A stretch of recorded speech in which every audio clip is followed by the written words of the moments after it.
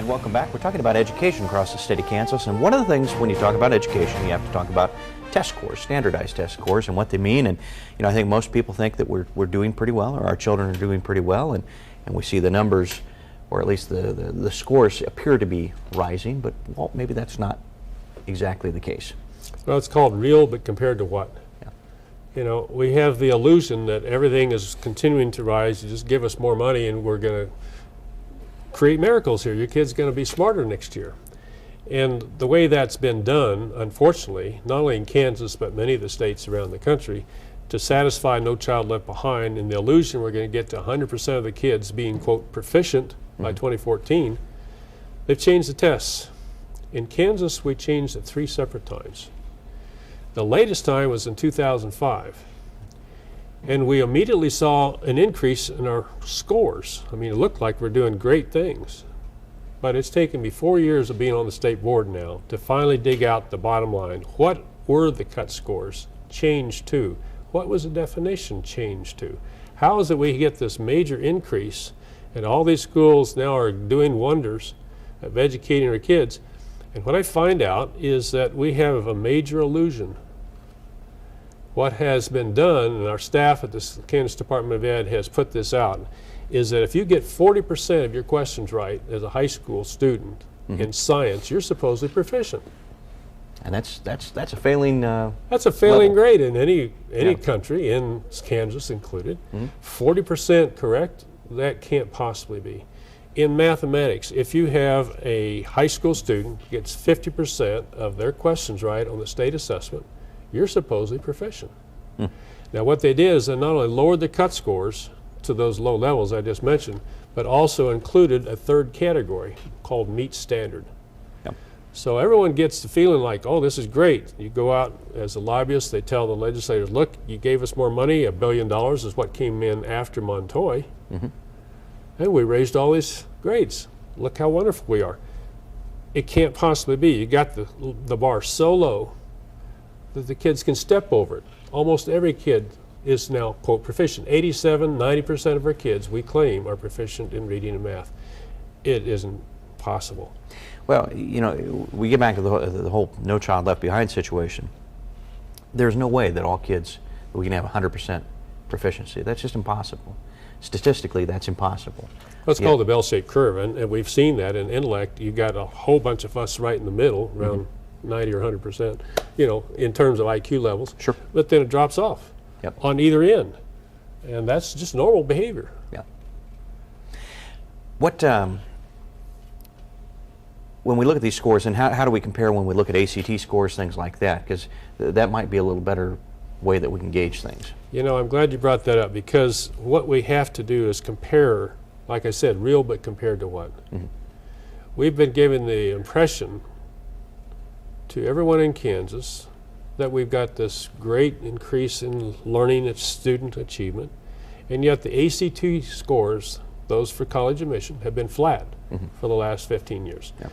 And the NAEP scores, the National Assessment of Educational Progress, flat for Kansas kids.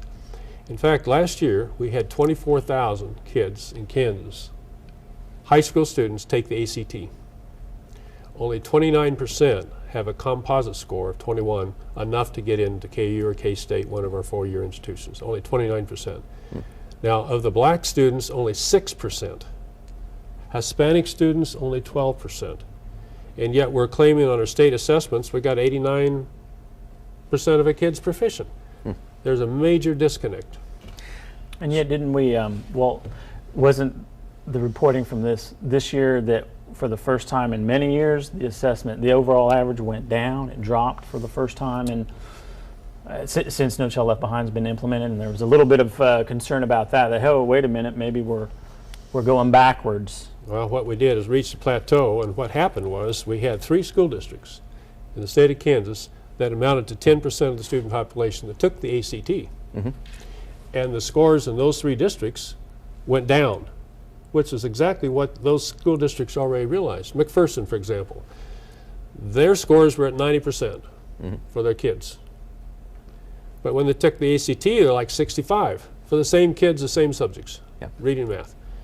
they realized they were not being honest with their taxpayers. They were not being honest to their kids. The biggest problem I see is we're not being honest to the children, the students. They get the illusion that they're really proficient. They're ready to go out and take a job. They can do good work.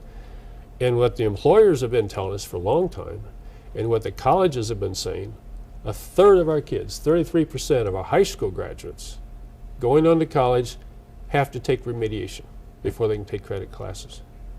We have at least 25% of our kids never graduate. They drop out before they ever get a high school diploma. So we got a big bunch of kids here that we've been testing and pushing through this reading and math structure, leaving out the science, leaving out the career and tech ed, leaving out the technology, all the things they would really like to learn, but we aren't giving them a chance to do, in favor of just letting the feds tell us you've got to have these scores continually progress. That illusion has got to come to an end. So you say the bar is dropped low to create the illusion that we're doing great. But now, who's actually setting the bar? People in our State Department of Ed. And when they do that, they come to our board and they give us an idea, well, everything's been worked out, oh, we've had our meetings, everybody agrees, and the board in many cases are lay people and they don't have necessarily the background to make those decisions, or did that cut score make sense? I've now shared these with our board at our meeting today. I'm asking it to come on the December agenda. I'd like to see us set a higher bar.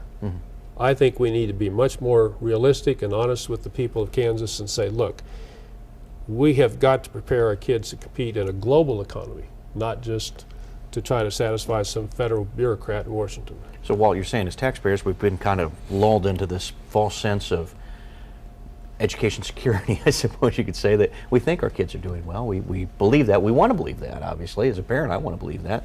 But that might just not be so. And what do we do now? Well, we have got to start facing the truth.